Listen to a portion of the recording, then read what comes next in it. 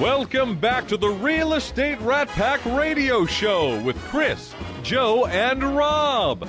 The crew is taking your calls, so dial in at 1-800-808-5548. And, you know, we need to have Sigmund follow us around, and every time when Rob's out, it says, and Gina! Yes! We always talk about how awesome that voice is, man. He's definitely in the right career. Absolutely, absolutely. Well, I wanted to follow up with one last thing with Pulte. Definitely, as a real estate professional, it is also great to have a building partner that puts the client first. There's many, many builders out there that will tell clients that walk in, oh, no, we can get you a better deal without an agent. Pulte is actually one that embraces representation for the buyer. They want that buyer to be represented. They want that buyer to have someone helping them through the entire process to make sure that there's someone in their corner. Not that Pulte's not. They are. But it's totally different having a salesperson that's helping you out rather than someone that has a fiduciary duty that is going through and has gone through every step of the way multiple times and knows what to ask and knows what to watch for and knows where some of the tricky parts are to be able to ease their concerns. And I really respect that about Pulte. And they never, ever go to the standard, oh, well, we can get you a better deal if you don't use a realtor. They never do that. I appreciate you bringing that up because we really respect the relationship that we have with our realtor partners. We need them. We really do. We rely on them, their expertise, the trust that they've been able to build with their customers. And if you look at what we've done in Houston, 1,000 sales and closings this past year, 720 of them were co-broke with realtors. So, I mean, that just speaks volumes to the relationships that we have. You're right. Some builders out there will pay salespeople commission differently if it's a realtor sale or not. They will give better deals to customers if there's a realtor or not, because there is that cost to do business. But we know that cost is valued and worth every penny that we pay. So we have a great relationship with the realtor community. Well, you know, our next guest, I was talking about windows and replacing windows and the cost of that, and he was giving me the evil eye when I was talking about just getting a new home instead. So that's called the stink eye. The stink eye, yeah. He was giving Are you talking about me? I don't know what you're talking about. So he may have a differing opinion on those windows. I need new windows. I do. I hate my windows. I hate them. And I'm looking at that bill of replacing them, going, oh gosh, That's a mighty strong word. I do. They're single pane. I mean, it's like I could cook a hot dog on the window, in summertime. It's just ridiculous. And that's one of those things where it's like, I'm out and about. I do, seminars and classes on credit all the time, and I work with a lot of builders around town. And I'm in these new houses all the time, and I'll know this house is selling for $250. I'm like, $200. This is like crazy better than my house, and it's not that much more. So it's amazing how far technology has come along in that. And one of those things is windows. That's like a hot button for me because I have the cheap. I was going to say builder grade. Oh my gosh! Now I'm getting stink eye from another person in the room. Nightmares on radio. Yes. Oh man. Oh, that is a. They were. Term I'm sure they were in '92. I'm sure they were the latest and greatest things, but they're definitely not now. They're horrible windows. Yeah, there's a lot to choose from top to bottom. Inside and out, finishes and everything else that changed dramatically over the last few decades, and technology has come a long way. Do you guys do a lot of window stuff? We do, but I'm just throwing you on the spot here. There's a lot of companies out there that specialize in windows. Window replacement. Yeah. Did you actually do an introduction? I don't think you. No, introduced our guest. I'm terrible now as a host. Well, I do know Chris. I've seen Chris before, so it's good to see Chris again. Likewise. That is Adam Brittain. He is with Happy Medium. He is a very, very good home remodeler. And as we tell everybody is, one of the things, speaking about nightmares, one of the things, if you don't know a good remodeler out there, it can be a nightmare to have to go through, an enhancement that you're doing, whether it be a kitchen or a bathroom or any type of add-on to your home. And let me tell you, you've always had raving reviews from all your clientele. Well, thank you for saying that. And you have a very good reputation out here. Let us know a little bit about that. Let's talk about, again, some of the real estate nightmares that we see. What are you seeing as some of the topics that people are most interested in improving or changing about their home? And what are some of the challenges sometimes that they present along the way?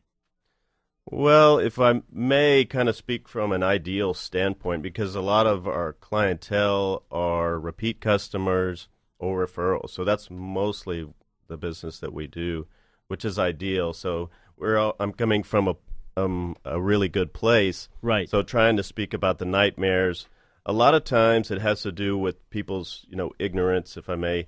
Just they haven't had the experience of owning a home, so they don't really know what to do. So they ask around, relatives, friends, things like that. But then ultimately it boils down to their budget. And so these are the first conversations we have. What is your budget and what are you trying to accomplish? And so the challenge of making those two meet in the middle and making sense out of that, that's where the nightmare begins. Because essentially you're trying to find a happy medium. I want yes. $10,000 upgrade for $3,000. Right. I mean, if you don't know what the price is, because there was one time this young lady, probably just out of college, and she had a townhome right off of San Felipe, I believe, and she wanted to replace the tub. And so when that complex was originally built, the tubs were installed when the framing was still going on, which that's the process. The tub is one of the first things that goes in. So they built the whole place around the tub. She's like, well, how long is this going to take? A couple days, And so it's like, no, I mean, we got to cut this tub out of here. We've got to investigate these walls. This building's, 40, 50 years old. We got to see what's going on and then put it all back together and know it's not going to take 2 days and cost, $5,000. Yeah, right. So, there's because I got $500 to invest, and I'm looking to get this tub done. Yeah, in townhomes you can buy them for pretty inexpensive. So and that includes the tub. Yes. But there are the challenges to me are because trust is a huge topic here in everybody's business. But trying to develop trust, and so saying to somebody like, this is the money that you have to spend, and this is what you're trying to accomplish. So let's really talk about what that means. I would absolutely agree. And, one of the things I think, and I think it's a good thing we've all spoken about right here is, engaging with somebody with an open, honest conversation. I tell everybody is you're never, ever going to fail if you have a clear line of communication and you talk about what it takes to make it happen. Well, you are going to have failure, though, is if it's not clearly spoken. The other thing I tell everybody is mistakes happen all the time. Own up to them. Exactly. And I tell everybody, no matter what you do, I tell you, I respect somebody, and I do the same as mistake is making, you know what, I made a mistake. I apologize, right? Let's move forward. Let's see what we can do from this moment forward, because sometimes things do happen. And the one thing I think that sometimes happens, especially within real estate, within home remodeling, within new home purchases, within moving, etc., is if a mistake makes, the human reaction is, how can I defend myself? And a lot of times the reaction really needs to be is acknowledgement, and then how can we move on for satisfaction right there? Yeah. I mean, years ago, to tie in, something that brilliant a friend of mine said, and it really kind of impacted me throughout life. I appreciate that. Did I say it? It was like 20-odd years ago, and me and a high school friend went to a concert, and it was a concert that had just a whole slew of insanely gifted musicians. And there was 2 different guitar players, and one of them played a solo, and it was amazing, and the other one played a guitar solo. And only to really a music aficionado would you notice that he had a flub and how he recovered after that, And we were out walking in the parking lot. I said, they were both amazing, but I think the first guy was better. And this genius, musician friend of mine who went on to get a master's degree in music and plays like 800 instruments and all this sort of thing, said, he goes, technically you're right. The first guy was better. He goes, but sometimes the genius isn't in executing it flawlessly. It's in how you recover. And I was like, wow, that is actually very profound, because, you can practice something and do it right. Great. You do it right the first time. It's wonderful.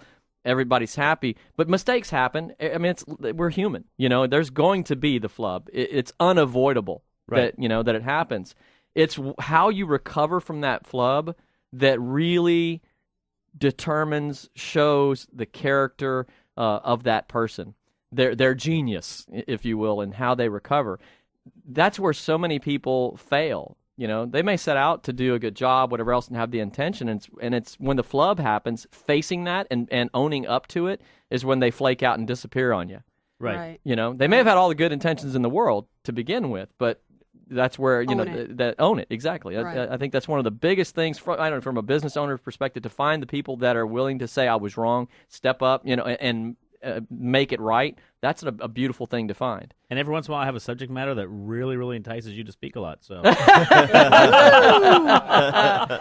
yes. Well, I've got to say, my clients, there's times when they're on a very tight budget when they're buying a new home.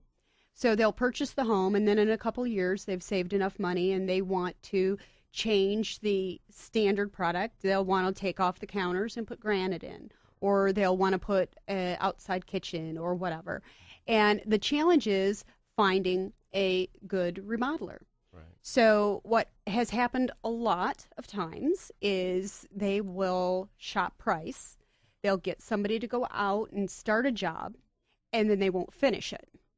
So I try to educate my client. That's a real nightmare. Yes, it is. Right, yes. Or they will do such substandard work that you get out there and you just shake your head and say, what is going on? Yeah. So I try to educate them that it is quality that you're paying for, not just because look at what you've paid for. Now you're going to have to pay twice to get it done right. That's a huge challenge. I So, mean, the thing that for a new builder like Pulte, they get to go in and they start from scratch and they build something new and they say, look, this is all shiny, and come in and buy it. And that's wonderful, but there's a different side of that where you've owned the home, you live there for a while, and you want to make modifications. Maybe you knew you wanted to make modifications before you even purchased it. That's fine. But the challenge is that, when you have a remodel, they tend to be a smaller company. We don't work in 26 countries and sell 20,000 units a year. So our name isn't going to be out there in the same way with that type of reputation. So a lot of times people go through referrals and they do searches online to find a remodeler. But what the real challenge is that people are so driven by their budget. So they have to be willing to have a serious discussion about the money that they have, the equity they have in their home, and the actual work that they want to do, and be realistic about it. Put a whole plan together, phase it out if you have to. Exactly. But get somebody that's going to be reputable and that I've never not finished a project. We finish all of our projects, and sometimes even to my own detriment. But you're going to get a great referral. You're going to get a very happy customer. Exactly. And that's what you're looking for. Exactly. And, one of the things, we're coming up against a break again right now, but one of the things that I want to do as an open mic when we get back is a nightmare to me is when individuals use price as a decision-making criteria. Because price alone. Because there's two sides of things, right? Number one is price is not an indication of it being the best. And also, pricing is not the best way to go and shop for something either. The cheapest isn't always the best either. You can end up paying more in the long term. So we're going against a break right now. When we come back, let's all talk about that if you don't mind. A hole and a trap. I don't worry about the flights or count the stairs.